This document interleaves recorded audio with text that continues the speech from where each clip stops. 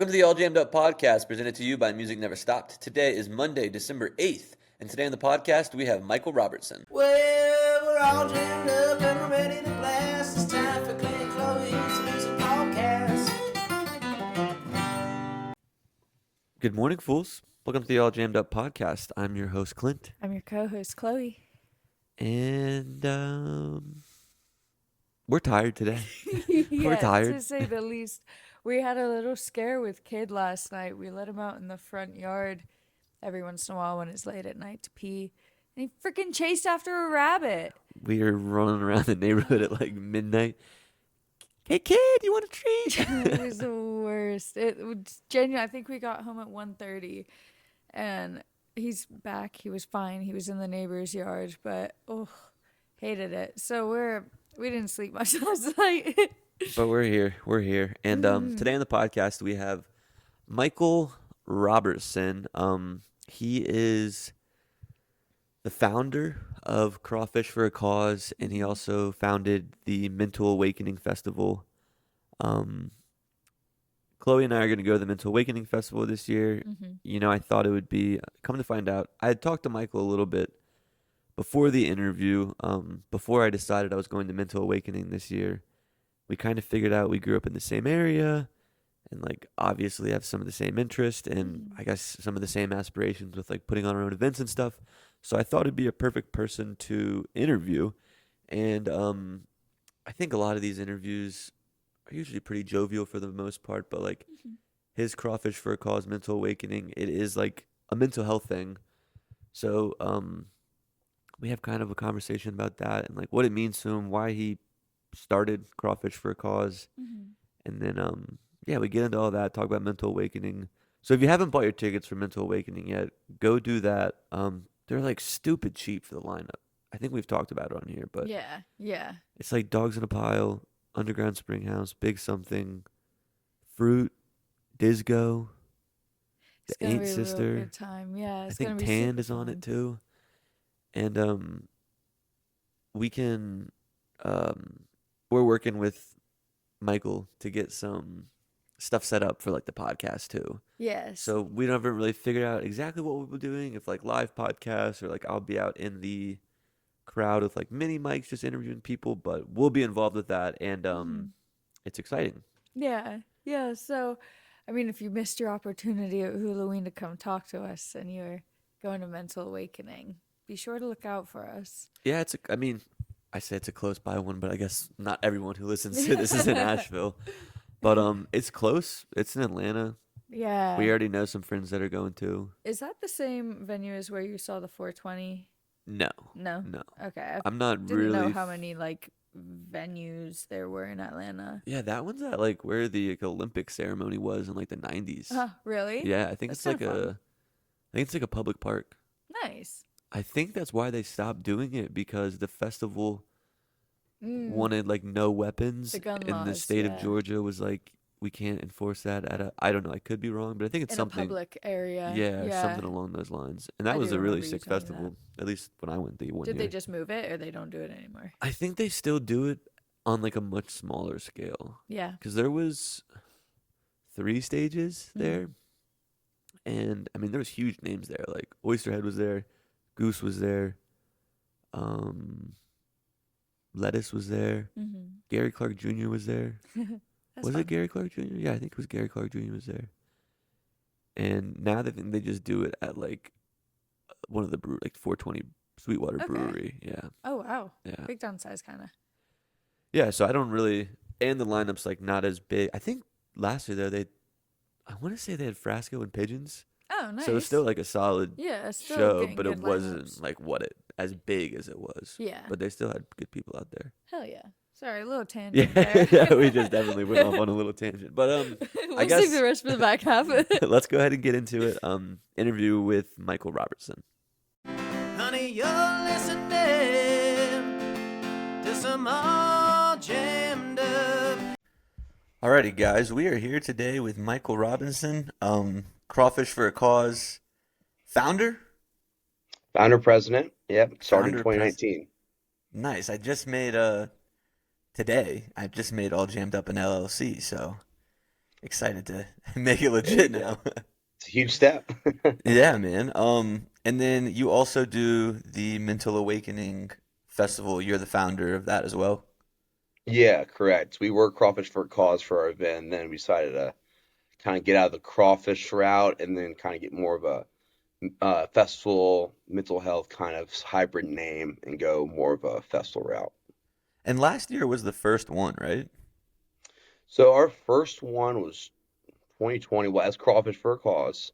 We were in a backyard, but then COVID happened, right, in March. So we had to Hmm. defer that to 2021, and then we started in the backyard as Crawfish for a Cause. We were that for about 2 years, and then we decided to rebrand as Mental Awakening in 2023 when we had Spafford. Okay, okay, gotcha. Cool. I want to get into all that, but before we dive too deep into both of those organizations, those festivals, I want to just kind of rewind and kind of get to know a little bit about you and like what kind of brought you into this, jam band scene, this jam band world. Yeah, that's a good question. We'll go back to high school. I wasn't really a jam guy. I was metalcore, hardcore scene in Virginia Beach, Virginia, Richmond. Hold Going on, let to me a lot of stop you real shows. quick. So Yep, how old are you again? I'm 32. So you're a couple years old. Were you like in like the going like down to nothing and that kind of stuff? Yeah, down to nothing, everything at the Rotary Club, Skate high? paper. Yep, yep. Skate high when it was around, right? Yeah. Before it got shut down. Yep. Okay. It's pretty great. Over at what was that other venue? It was like also a hybrid church over in kind of Kempsville area. Oh, Regardless, you know what yeah, I I'm think talking I know about? what you're talking about. Yeah, like I mean the hardcore scene, metalcore, whatever you want to call it, screamo, whatever you want to brand it as, it was really, it's those small venues, and then you had the occasional the Norva, right? Yeah. Yeah, that's funny because I forgot that we had talked about you're from 7572 and I am too. And the I was kind of in the hardcore scene. I had older friends, probably close to your age, that were going to a lot of those shows and they were in like the straight edge thing and everything. So whenever they'd drive me around, we'd always be listening to like, Have Heart, Down to Nothing, Project X, Minor Threat, these guys. So it's funny that Yep. you kind of had that experience too. But I'll let you finish. Sorry for interrupting. No, you're good. You're good. So yeah, I was kind of down with that. So then it was kind of really when I went to college, went to Alabama, that I really had more exposure to, I guess, jam band, Southern rock, kind of that. Listen to FM 99 here at 75 in the 757 area, right? They had that stuff going on, but I really wasn't ingrained into kind of the newer stuff, the stuff that people were really traveling to, the Grateful Dead, etc. And so that really kind of changed my view with my first Panic show in was it 2017 when they played Tuscaloosa Amphitheater, and that kind of jump started it. I was like, "Wow, this is interesting. This is something cool." And 110 shows later, been pretty deep into it. So it's kind of You've done crazy how you 110 start. Panic shows Yeah, yeah. Just saw in the less the than ones 10 in the cap. years? Less than 10 years. That's Finished pretty my. impressive, man. I know, dude. It's got back from the cap too, so I'm a little tired, but I'm alive. So Yeah. heavy emphasis on Panic. I mean, I guess being in the SEC school, like it's kind of part of the culture there, right? Is like being a Panic fan. Yeah, yeah, it's kind of changing a little bit. It's kind of a lot, changing a little more EDM as well into like the SEC fraternity kind of culture, but they're still alive and well in a lot of like I feel like subgroups, in different parts of at least Tuscaloosa, definitely Georgia, right? I feel like obviously coming from Athens, it's pretty heavy there. But yeah, that's kind of where it's kickstarted my journey, which is kind of you know been evolving ever since. Every year, you find something new. If it's King Giz, if it's finally getting to Fish, which happened like after 5 years of me in jam bands, like going to my first Fish show was kind of a revelation. Then it's kind of popping up new, bluegrass and everything. So it's kind of cool. It's an ever evolving journey as a jam band fan, right? New stuff pops Absolutely. up. Swerve is. I saw my first Swerve show recently, and that was amazing. So it's crazy how jam band fans they have their pocket, their love, but man, they'll go to anything that really kind of I guess gets their itch between their main show and then their next main show. Okay, so going to a Panic show, like 2 months from now, what am I going to do until then, right? Hmm. What do you think it is about Panic that like, I mean, 110 shows is a lot of shows. You have to really like the music. And what do you think it is that like kind of attracted you so much to them to that kind of be the group that you latched onto? Yeah, I think it's a lot of their kind of heavy roots. I mean, they're heavy. Um, they're kind of metally. Dwayne's a metal guy. So it's kind of I feel like those heavier songs really get me the motion. When you can just kind of I guess escape your own thought process and really kind of just dive into a song like you're in a movie. Kind of really feel the the dark, the light of each song and kind of really ingrain yourself and just listen to the lyrics, listen to if JB's, stringing out one note with his voice, or, one lyric with his voice, or listen to the guitar. Is it happy? Is it crying? What's going on? So I think it really brings out emotion in me, and the lyrics really kind of speak to different pain points and also good times I've had in my life. So I think it's a lot of that. And to put you on the spot here, 110 shows. Which shows do you have as like a like that kind of stick out to you? Like this one was maybe it was the people you're with, maybe it was the set list that they did, but like out of those 110 shows, what's the one show for you that you look back and you're like, man, that was it for me? Yeah, that's a great question. So I think the run that really stuck out to me was Ascend, that first Ascend show, that Memorial Day weekend. I had a really good crew. It was really dark Panic. So we all loved that, that shit going into it. Loved Dark Panic, and then just kind of, just being released to the streets of Broadway after each show, and it's Memorial Day weekend. It's packed down there, and you forget that you're in kind of your own little world back there as Hmm. well. So that sort of really stuck out as more of a, I guess, kind of just not just the show, but the environment, and then how you can get out of your environment, and then you're back in reality in a way, right? And I really don't have a favorite show. I think each show speaks to itself, Mm. into a different point in time. There's highs, there's lows. And I think for each person, like, I might like a show better than someone else. Someone else might like a show better than me. I may hate a show just because I'm a jaded vet, or some guy might love the show or love a certain point of the show. I think it's just kind of whatever the band might not be speaking to me at that show, be speaking to someone else in that crowd, right? But I'm Nice. there, I'm with the people in the crowd to support the band, support the people that maybe again spoke to more than I am. So that's the biggest part for me is just kind of the people, the band, the love of the band. Hell yeah. I can definitely I would say that my like group is Billy Strings, probably your Panic, and I can definitely kind Yeah.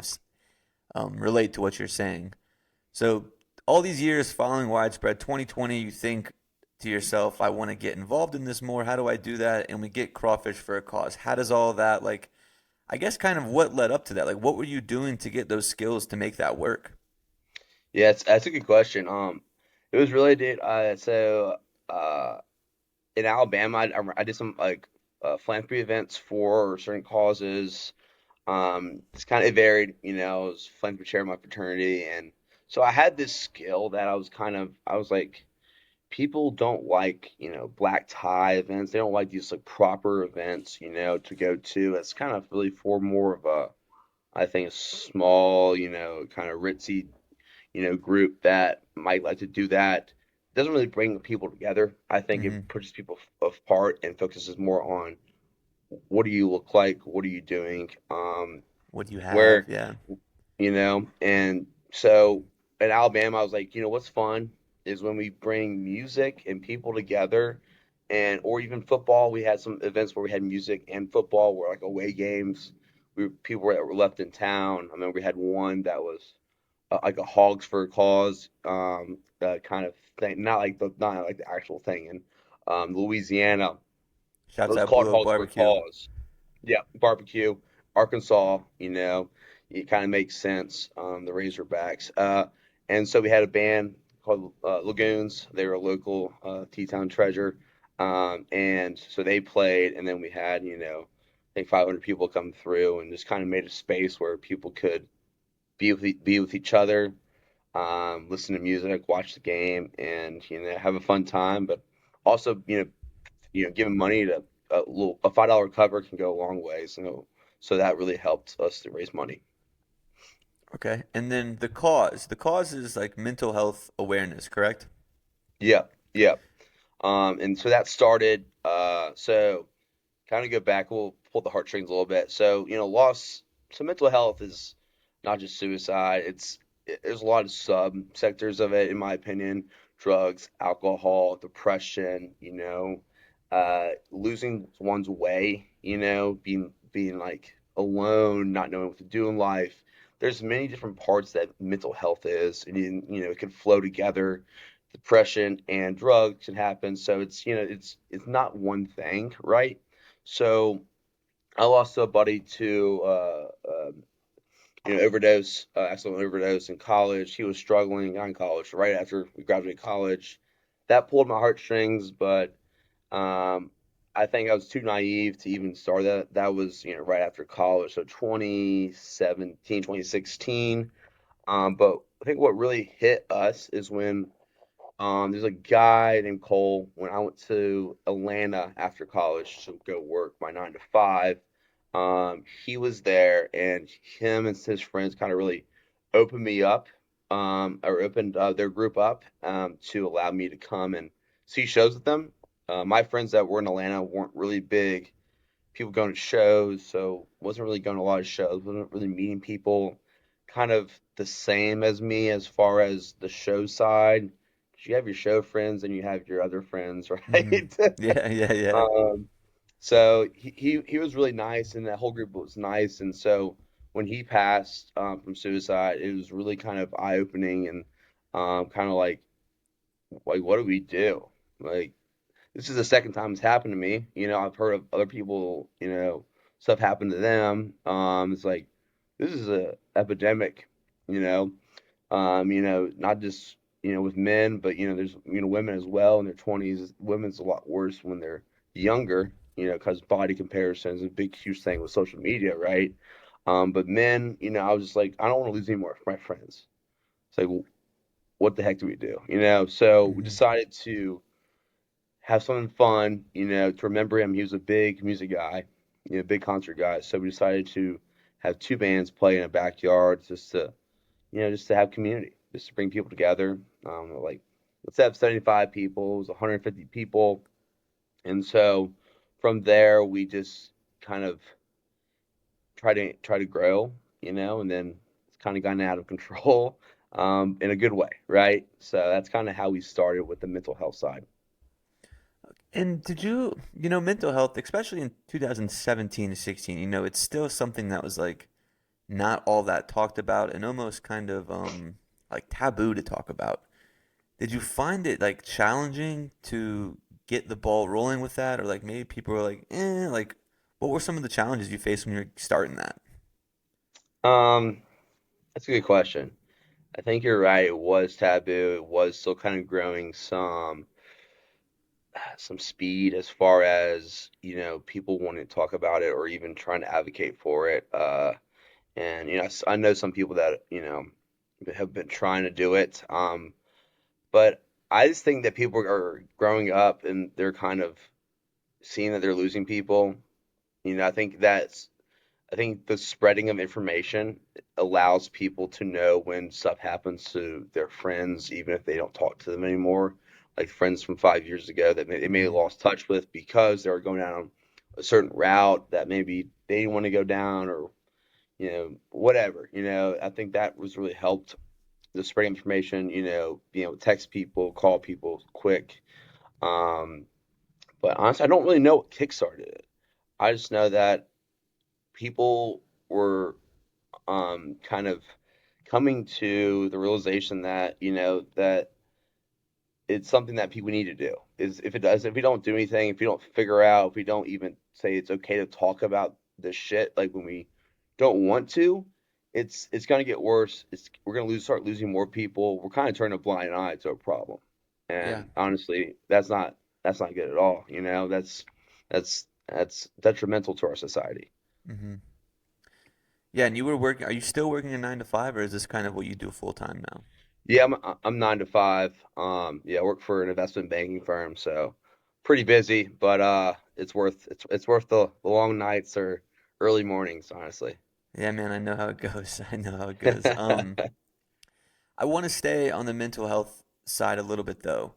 So, with working a 9 to 5, you know, your reason I would say is probably as important as it can come as far as why you're doing that. And I think a lot of people who see like I have my thing, you have your thing, right? And they see what you put out, but they don't see all the work that goes behind it, especially when you have to make money. Like you work your 9 to 5, I Yeah. have my job. So I want to like is and I don't know if this is too personal of a question. If it is, I apologize, but like doing all that stuff can be challenging on your own mental health. And your work doing this thing for advocation of mental health. Is that like a challenge that you find yourself facing, and like how do you get through those kind of issues? Yeah, honestly, there has been some of the years that I figured out that I had depression, later on, because I was taking on so much. And that's just me. That's my nature and myself. But you're right, it can be a struggle. But I feel like what we figure out now is that having more people is, having a better, not just more people, but a more organized kind of flow of process and procedures. And I'm going to throw some of those jargon out there, get really corporate on the nonprofit, but process and procedures that help everyone know what they need to do. Allow me to have more autonomy of under like managing kind of the overarching kind of process, the organization, excuse me, work on the board, all that stuff, because we have the leadership side handles the day to day. The board kind of handles fundraising at a higher level and more, you know, checks and balances, making sure that we're not doing anything that we shouldn't be doing, as well as making sure our strategy for that year is going well.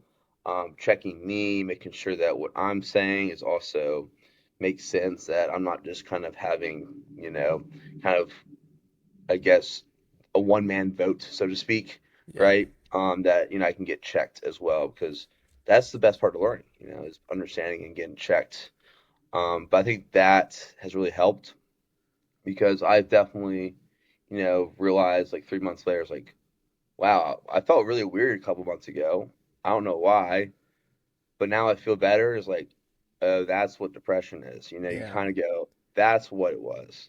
There's other stuff going in my life too, but it was kind of, you can't, you can't, you can't shake one thing without shaking them all. When you're so Hmm. busy, you don't have time to realize what you're going through, and you don't have time to step back. So you're kind of doing the same thing over and over and over, expecting better results mentally.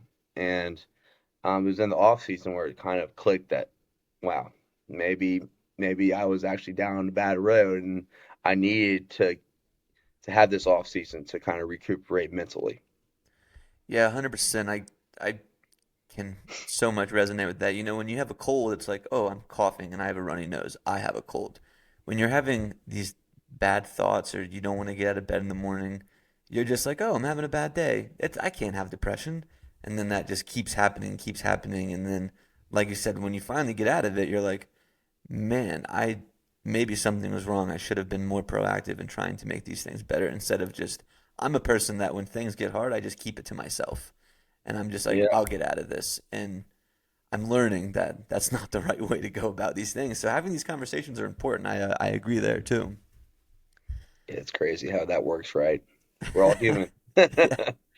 So we did the crawfish for a cause for a couple years. I'm assuming maybe you came more involved in the jam band community, wanted to be more involved in it. So you created the Mental Awakening Fest. Is that right? Yeah, I think it's kind of a maybe. I think it's I was pretty or involved in the jam band community, kind of still in my 20s, kind of still kind of coming up, meeting people, etc. But I think it was more of we were pigeonholing ourselves into a crawfish event, and we wanted to be. I think you'll, as far as a market, the crawfish event's like only this much, but if you have a music event, it's this much, and if you have Mm-hmm. a music event with crawfish, you have that much, right? Yeah. So it's we wanted to have a more opportunity of getting more people involved and not just having just a crawfish for a cause, which is a great name. It's just we knew we wanted to, kind of attract more people. And with a mental awakening, it sounds kind of, so to speak, heady, like waken your mind, open your Yeah. mind up, but it's also the mental health aspect. Yeah. Wake up because you might have you might have mental health problems. Your friend might have some, so wake up because you don't know if you have it, but you might have it. So just be aware of yourself, you know? Mm-hmm. And this is this year. So last year you guys had Eggy, and I can't remember that, but I remember you had Eggy, and I saw the ticket prices, and I was like, that's crazy to have Eggy as a headliner. And then there was other groups too that were good, but Eggy was what stuck out, and the tickets were cheap. And then this year I saw the lineup, and I was like, no way tickets are cheap like they were last year. And sure enough, still a great deal. I want to get into just like how'd you come up with that lineup, first of all? Because there are some bangers, and I'm a biggest dogs in a pile fan, so I saw Yeah. that. That's all I needed to get. But kind of walk me through like how you chose some of these guys to play. Yeah. Well, kudos to the band committee. So it's me, Carter Ball, Carter Spardell, and Connor Curtis. So we worked together from June until probably beginning of October to argue, kind of debate about what bands we should do, why we should do it, kind of and trying to get the right lineup. Um, it's a process. We kind of throw a bunch of names on a spreadsheet, and just kind of really talk about it. Reach out to agents, talk to other people in the community that may have ideas, like, people internally with our group that are in other committees, the board, they've had any ideas. And we kind of come up together and go, okay, now let's talk about flow because flow is just as important as what the bands are, what Mm-hmm. they bring to the table, who they are. Um, so how do we want the day to go, and when do we start? What's the vibe in the morning compared to the vibe at night? So that's kind of what our process is. I can't tell you the daily schedule yet, but basically our process is kind of increasing throughout time. So you've not really a pinnacle moment, but you kind of just you just have kind of maybe more electric kind of stuff when it's our late night set, right? When it's from or 10 to 12 set, right? Around that time. So it's where it's kind of maybe more, kind of trancy, really, really heavy jam kind of stuff where in the start of the day, it's kind of maybe more, sun's out, beer in your hand, you're talking to your friends, what do you want to hear then? You're eating crawfish. What do you want to hear? You want to hear, a very progressive jam band going, or do you want to hear like some bluegrass or maybe Yeah. some type of alternative Americana or whatever, So that's kind of how we look at it. And with all the bands, there are some last minute ads, but we think you know, it all works out. Yeah, that's what we always think. That even though we freak out every single month, it's like, oh, we're not getting anywhere. It all works out. It's all a process. We're all working at it on our own ends, and it just comes together nicely every year. And I really have kudos to me and that whole team that's doing it. It's extra work on the off season because we really have one I guess 1.5 months off, April and May. So we kind of really start doing that in June. So it's almost a full year thing that we're Yeah. doing. But yeah, that's kind of that's the process without telling the daily lineup yet. Yeah, no, I get it because I did my first event last summer, and it was small, only 4 bands, but I started organizing it in like March or April, and then I put it on in July. So it's kind of a lot of just like scrambling, figuring out how it goes. I'm doing it again this year. 2 days, much bigger, and Nice. I've already been doing things, so I'm much more prepared this year. Kind of a lot of trial and error last year, and hoping it's a little organized this year. But tell me a little bit about the venue and where it's at.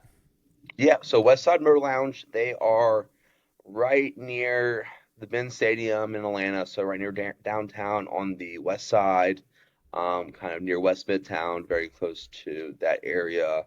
It's a multifaceted kind of space. They have a wedding venue, kind of, excuse me, they have a wedding venue kind of like down the street a little bit, but the area that we're in, it's like they have a stage inside, they have a full service bar, they have uh, they have food there. They have a big parking lot. So we saw that space as opportunity to kind of do what we want to do as far as a better flow, not as a tight design. We're at Steady Hand Beer Co. RIP. They're not around anymore, sadly.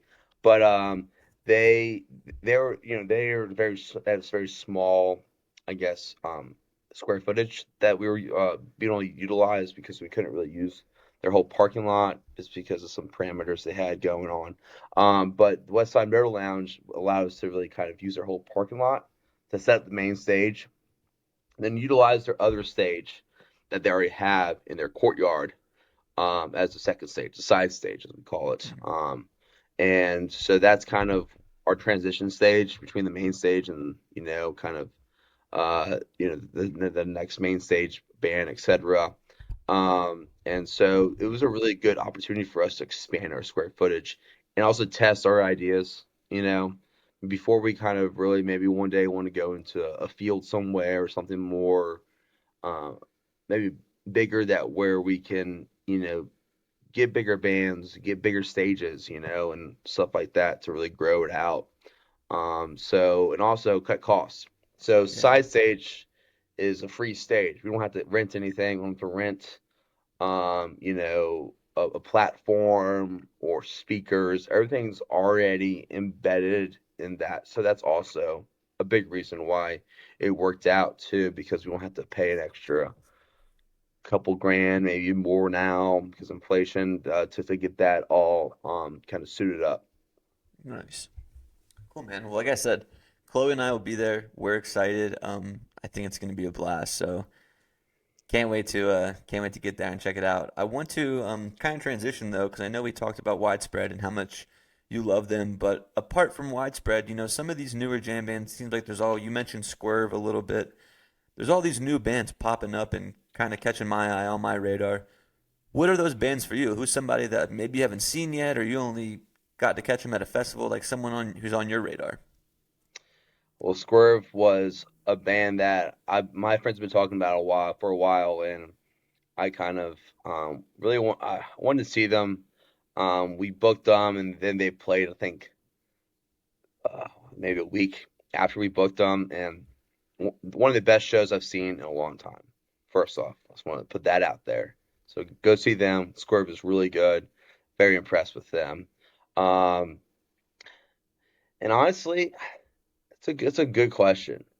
I think a lot of the bands that that we're booking are those bands. Yeah. It's like Disco is really bringing the heat. Underground Spring House is a local that's really driving the scene at such a young age as well. How old are those guys? Are they younger? They're younger. They're younger than me. I think they're maybe later 20s. I'm not Okay. too sure, Yeah, I've but never seen them, but they come up on my Spotify sometimes. They're sick. yeah, they're good. They're good. And Air Show, a classic. They're always fun. They always bring the heat. Great vibes. And just kind of Dogs in a Pile is really coming on strong as well, just like Eggy was, or Eggy is, sorry. But yeah, those two are the guys that are coming up, and obviously Daniel Donato is really coming up. I think he's really spreading his sound, his voice, to a lot of people, and people are really digging that. So it's crazy how the market shifts in the jam band community, from just kind of to these newer guys that are kind of hitting the scene and bring in, new or, some different sounds, The one band I haven't seen yet is King Giz. I guess they're kind of a Same, man, hybrid jam same. band. But that's another band that all my friends are, as a metal guy, they're like, you love these guys, or love these guys, and they're from Australia, like, like, so, that's kind of like the one band that I haven't seen yet that I need to see. Same, man. I haven't seen them either, and they're really high on my bucket list. Have you guys booked Fruit? Have you seen Fruit before? Oh, Fruit, yes, some of my really good friends. They're great. They're having some Thanksgiving shows, I think, this week, and one in Nashville, right? Yeah, they're playing on Friday in Asheville. I'm hopefully working on getting an interview with one of those guys on Friday before the Oh show. yeah, you should. They're great people. Patrick's one of my homies. So is Cassidy as well. So they're really good. And her voice is amazing. They also had that really funky kind of. Yeah, So it's a nice little kind of like when her voice comes in, it's kind of very, I don't know, I can't find the right word, but it's just very fluid. It's very just kind of it's like hits, soothing. kind of, yeah. Yeah. Um, Being in Atlanta, are you a Falcons fan? No, I'm an Eagles fan. Oh, damn. Bad game last night, but we'll not talk about that. So big, I'm guessing you're a big SEC football fan too. Of course, Bama is my team. Big game this weekend with Auburn. It's gonna decide our fate How did of you end the up a college Philly football. fan if you're from Virginia Beach? Oh, that's a good question. So my dad's a UVA guy. He doesn't like NFL. He just really follows the teams that had UVA players on the NFL teams. And so when I was I played, on the Eagles and Pee Wee football, right? Okay. So that kind of third grade, that kind of kickstart my adventure into this this Philly this Philly Eagles kind of fandom, which is amazing. I mean, the fans are legit. They die and breathe Philly, and it's really cool to like kind of be a part of that and go to games. I'm going to Philly in December for the Raiders Eagles game, kind of mid-December, so I'm pretty excited about that. Nice. I don't get to talk to a lot of people in Virginia Beach on here. So, give me your favorite spot in Virginia Beach to get a beer.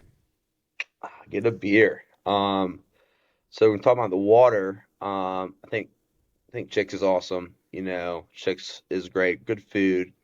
If you like seafood, I don't like what you are like, Clint, but like I don't like to eat seafood if it's not at the beach. I don't. No offense to any business owners out there, because I've had seafood inland, but I don't know, just something about it. I just feel like a lot of the stuff that I get is from the locals that actually pull it out of the sea or the bay. Yeah. So Chicks is really good. Get a beer, Palon's amazing tacos. I've heard about that place. Is that Norfolk or Virginia Beach though? That's you say Norfolk, you don't Yeah. say Norfolk. Nah, I say Norfolk. Yeah, people say you say it the normal way. I say that's wrong. So I say Norfolk. Okay. I think my You cousin ever heard says about that too. that? He says it weird. Yeah. Yeah, but yeah, I digress. So yeah, it's in Virginia Beach. It's like a Virginia Beach staple, as well as it's in Norfolk as well. I think it's somewhere else, maybe Chesapeake. Not don't really remember. And Taste Unlimited is really good sandwiches as well. That's kind of I do been remember my that thing. place. I haven't been back Yeah. there. I mean, I go back there for Christmas and like I was there a couple weeks ago for a wedding in Sandbridge. And Yeah. Okay.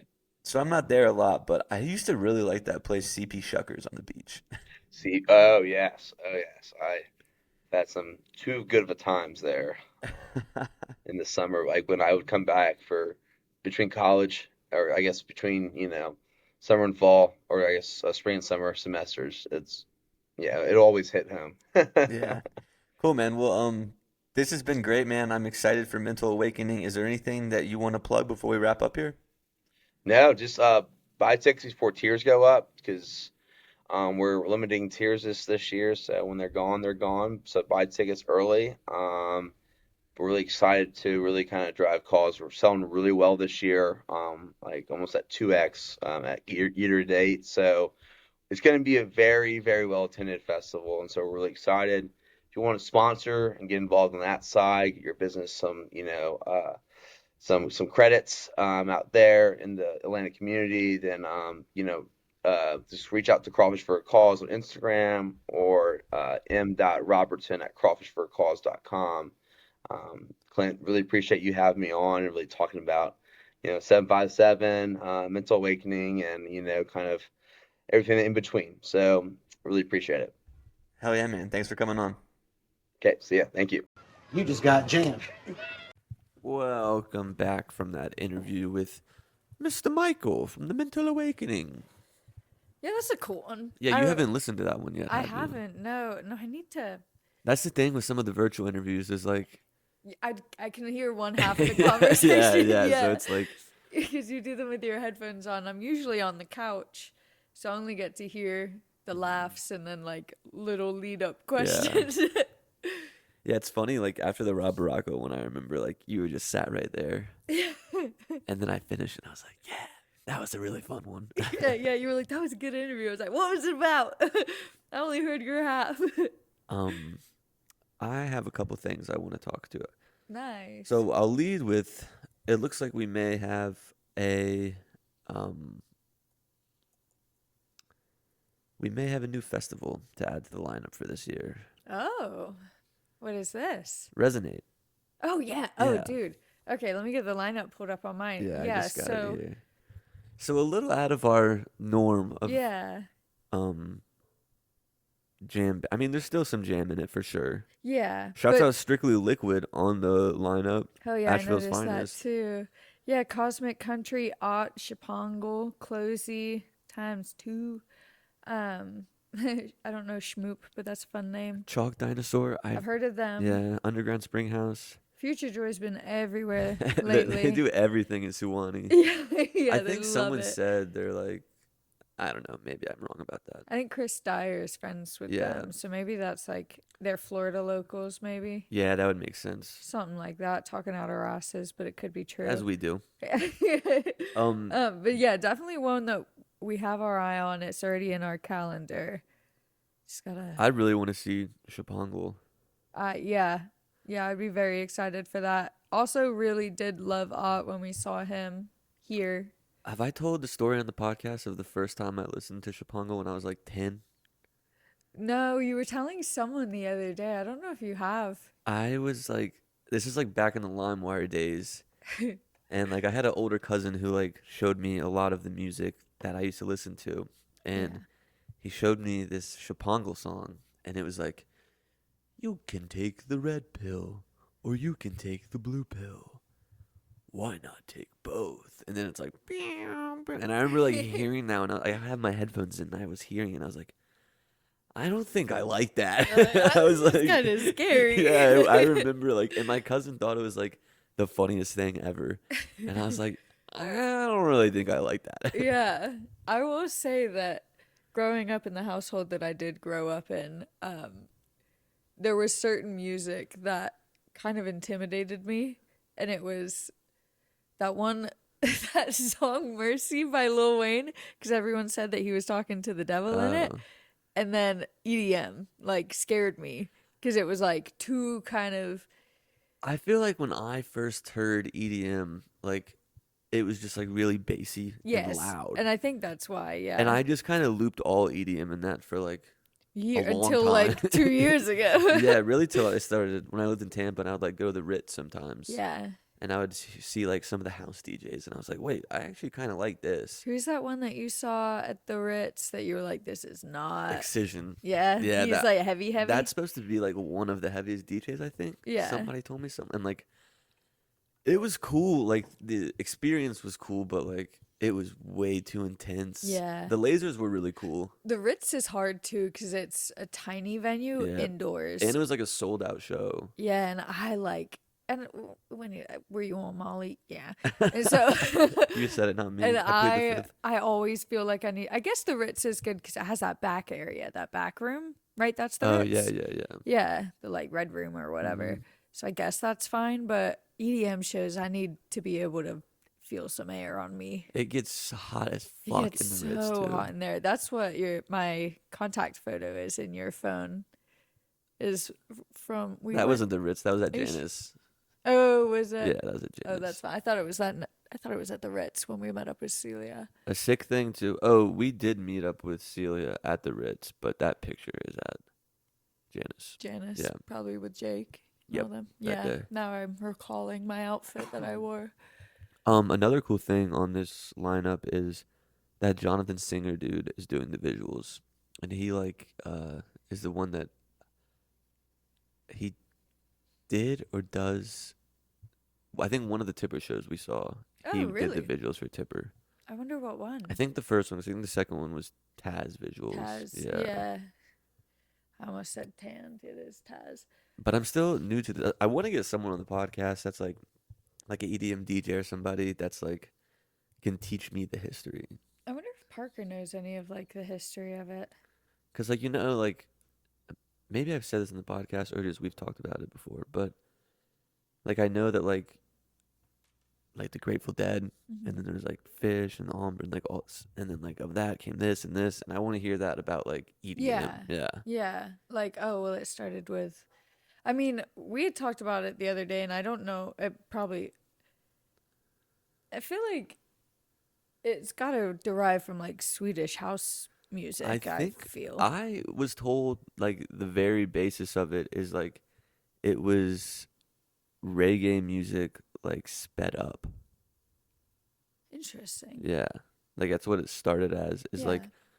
Jamaicans moved to England and cuz that's like where it started kind of, Yeah. and then they just like played reggae like faster, Yeah. or maybe it was through technology like made it faster. Yeah.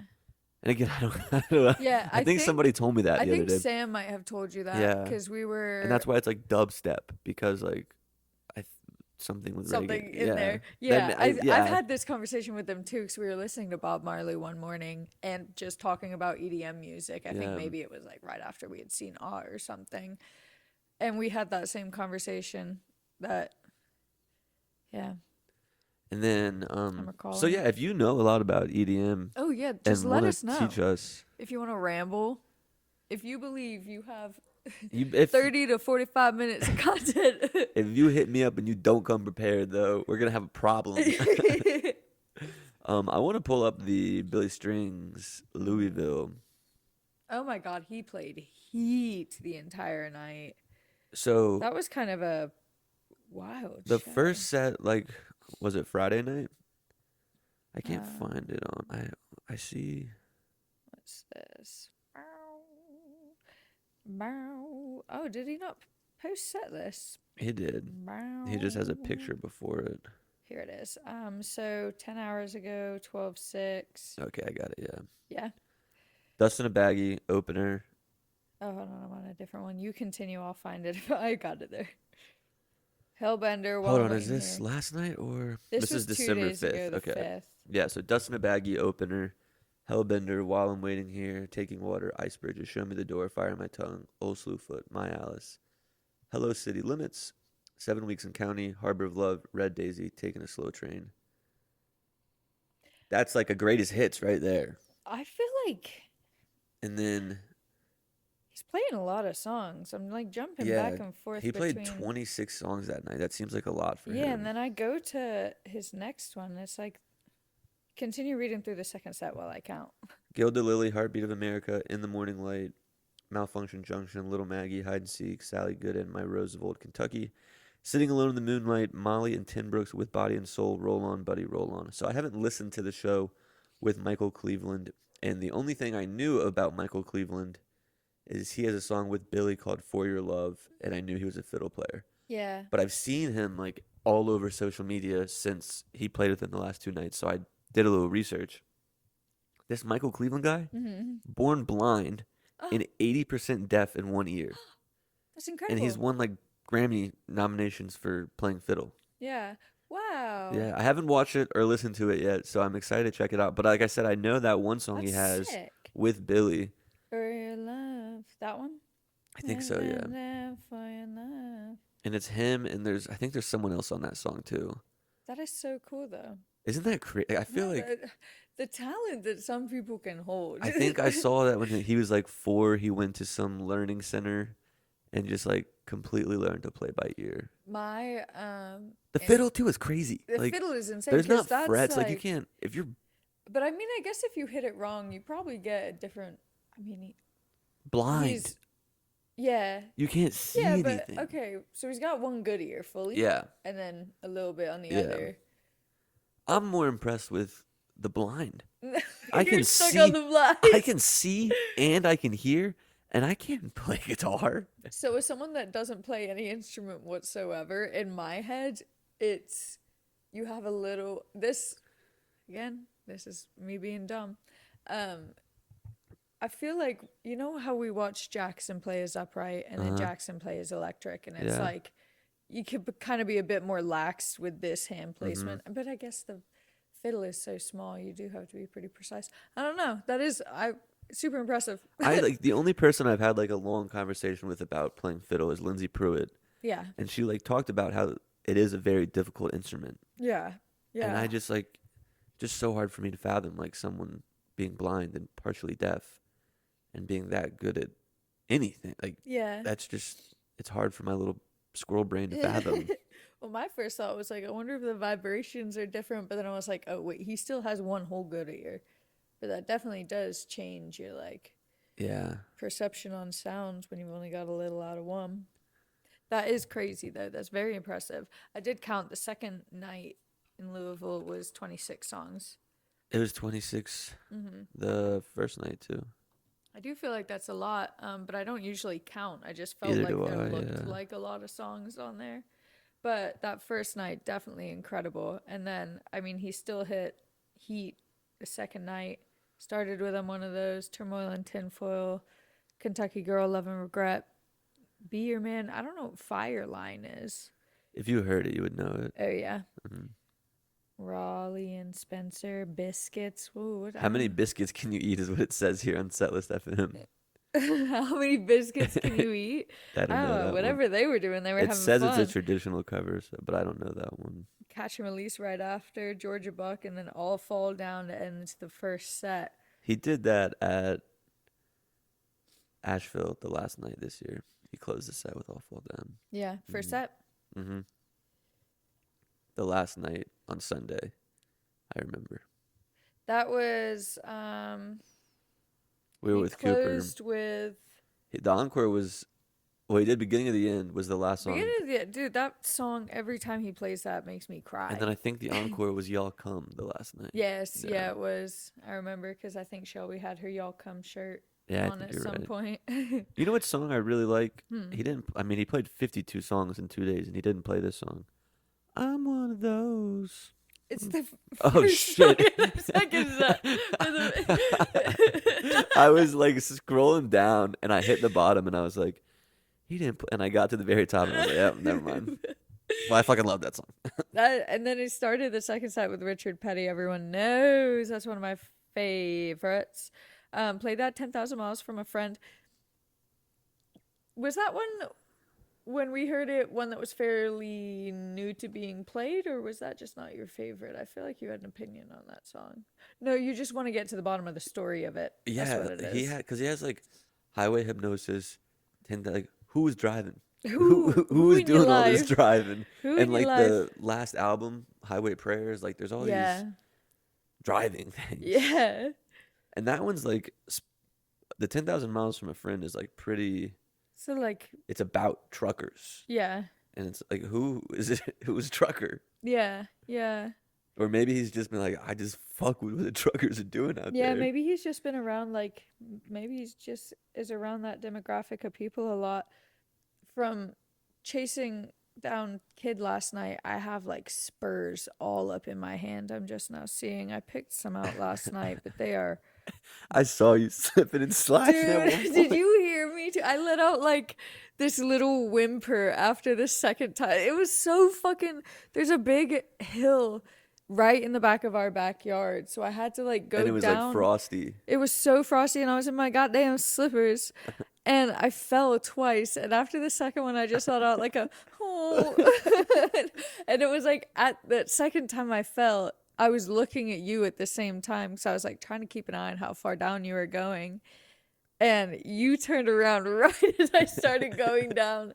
Oh I think I man, kind of started laughing, but I was like, you don't. suck. I was like, don't let her see that. Just No, that keep would have made walking. me so upset. Oh, that sucked. That damn dog. But then we found him. We He was found him. He was in the fucking neighbor's yard. chasing after a Bojo. rabbit, and as soon as I screamed at him, he just stopped. He knew he was in trouble. Yeah. Ugh. He was a real pain. Anyway. I got one more thing. Yeah. So last night we hung out with our buddy Spencer, his dad Bob, Yeah. Victor, and Lowe. Yes. Yeah. Yeah. And I went live on Instagram, but it was like 1 Yeah. midnight, so no one probably really saw it. But it was just cool, and they let me try to sing with them for a It little was bit. so fun. Yeah, they just jammed. So it was it was banjo, bass, and guitar. Mhm. And then everyone was kind of singing. It was just like a cute little house get together. Steam powder, you play. Yeah, Clint attempted to sing a very lovely steam powered I airplane. just have a hard time knowing when to come in. Yeah. Yeah, you would like miss I would be like, look at me, and they'd look at me and be like, now, and they're like, yeah. Like, I looked at you. Yeah, there would be like you would miss the cue, and they would kind of just like circle it, and you'd be like, "Tell me when."